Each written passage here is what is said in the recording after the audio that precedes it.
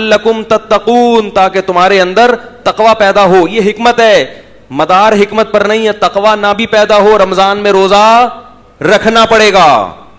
اگر ایک آدمی کہتا ہے رمضان کے روزے کا مجھے فائدہ نہیں ہے لہذا اگلے سال میں نہیں رکھوں گا, اور گنہگار ہوگا. کیوں؟ علت یہ ہے کتب علیکم الصیام, تم پر روزے فرض کیے گئے. اس میں حکمتیں ہیں کہ بھئی تقوی پیدا ہوتا ہے, للہیت پیدا ہوتی ہے, نفس پہ کنٹرول کرنے کی صلاحیت پیدا ہوتی ہے. یہ حکمت ہے, مدار حکمت پر نہیں ہے, مدار اس آیت پر ہے جس میں روزے کو فرض قرار دیا گیا. اب سمجھو کہ یہ جو اللہ نے کہا کہ سفر میں روزہ چھوڑ سکتے ہو, اس کی حکمت ہے کہ سفر میں مشکل ہوتی ہے.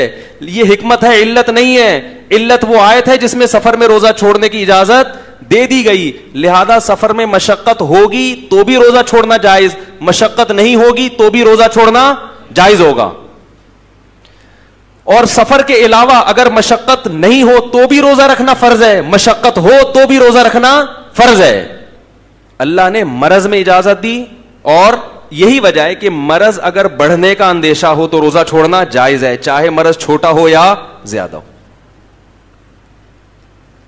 لہذا اللہ نے کہیں بھی نہیں قرآن میں کہا کہ کل اگر پیپر ہے تو روزہ چھوڑ دو, کیونکہ اگر اس پر مدار رکھا جاتا ہے نا حقیقی مشقت پر کہ واقعی اگر مشقت ہے تو روزہ چھوڑ دو, تو مسئلہ پھر بڑا گمبھیر ہو جاتا. کیوں؟ اس لیے کہ میں یہ کہتا کہ گرمیوں میں مجھے کیا ہوتی ہے, تکلیف ہوتی ہے. ایک آدمی کے لیے کل پیپر کی وجہ سے روزہ چھوڑا جا سکتا ہے, تو میرا پیپر نہیں بھی ہے, مجھے جون کا روزہ ویسے ہی سمجھ میں نہیں آتا میرے. تو یہ تو ایک عجیب بھیڑ چال بن جاتی. وہ رکھ رہا ہے, وہ نہیں رکھ رہا, وہ کہہ رہا ہے مجھے تکلیف ہے, وہ کہہ رہا ہے تکلیف نہیں ہے, وہ کہہ رہا ہے تکلیف نہیں ہے, تو پھر روزہ کا ثواب کیا ہے؟ تو روزہ کو تو نام ہی مشقت کا ہے. کیا خیال ہے؟ تو اس لیے یہ جو نئے نئے حضرات آ رہے ہیں نا, پروفیسر حضرات, ان سے دین مت سیکھو میرے بھائی, دین علماء سے سیکھو جو صدیوں سے مدارس میں پڑھتے پڑھاتے آ رہے ہیں. اگر ان میں غلط ہیں تو صحیح بھی انہی میں پیدا ہوں گے. اسی وجہ سے تمام فقہا کا اجماع ہے کہ کیسی ہی شدید مشقت ہو, اگر سفر نہیں ہے اور مرض نہیں ہے تو آپ کو روزہ رکھنا پڑے گا. یہاں تک کہ کوئلے کی کان میں کام کرنے والا مزدور جو 1 منٹ پیاس پانی کے بغیر گزارا نہیں کر سکتا, اس کو بھی روزہ رکھنا پڑے گا. نہیں آ رہی بات؟ گرمیوں میں گڑھا کھودنے والا مزدور, اس کو بھی روزہ رکھنا پڑے گا, کیونکہ مشقت ہوگی. مشقت کی وجہ سے اللہ نے روزہ چھوڑنے کی اجازت نہیں دی. روزہ تو نام ہی مشقت کا ہے. سمجھ میں نہیں آ رہی بات؟ مشقت کی وجہ سے اجازت دی. مشقت تو اسی میں ہوتی ہے نا. ہر آدمی کو ایئر کنڈیشن لائف تھوڑی ملتی ہے. 1400 سال سے مسلمان ایئر کنڈیشن میں نہیں بیٹھتے آئے تھے. یہی تھا مزدوری کرنا, یہ کرنا, وہ کرنا, گڑھے کھودنا. یہ انہی لوگوں کو تو قرآن خطاب کر رہا ہے. یہ تو ہمیں ایک سہولت مل گئی, ایئر کنڈیشن روم اور اے سی آفس ہے اور کمپیوٹر پہ بیٹھے ہوئے ہیں. اصل جو خطاب ہو رہا ہے صحابہ کرام کو, وہ تو یہی تھے, مزدور تھے, کھیتی باڑی کیا کرتے تھے. کسی صورت میں جائز نہیں ہے مزدور کے لیے روزہ چھوڑنا. سوال پیدا ہوتا ہے کہ کوئلے کی کان میں کام کرنے والا رکھے گا کیسے؟ وہ تو 1 سیکنڈ بھی پانی کے بغیر گزارا, بولو نا بھائی, نہیں, وہ تو مر جائے گا.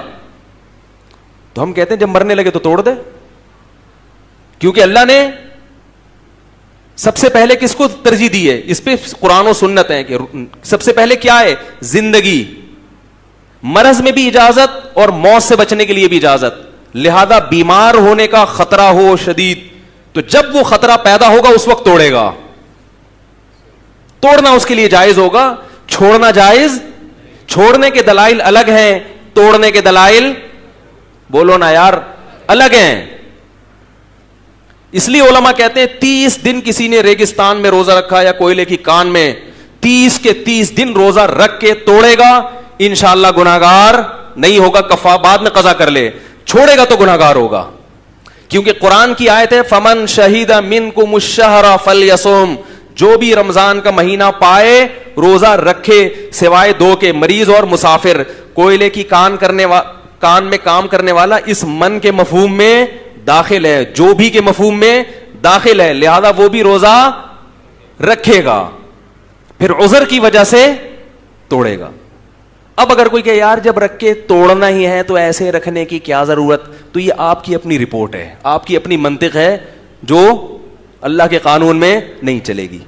اس کی مثال ایسے ہے کہ آپ کے کو غسل کے لیے پانی نہیں مل رہا, غسل کے لیے آپ کو پورا جسم ناپاک, آپ کا احتلام ہوا, جسم میں ناپاکی لگی, پانی نہیں مل رہا. اللہ کہتے ہیں مٹی پہ یوں ہاتھ مارو, یوں مارو, نماز پڑھو. آپ کہیں یار یہ جب پورا جسم لت پت ہے نجاست میں, یہ یوں کیا, یہ اس سے کیا کو پاک تھوڑی ہو جاؤں گا میں نہیں پڑھ رہا ہے, مجھے گندگی میں نہیں ہے, قضا کرنے کا گناہ ہوگا کہ نہیں ہوگا؟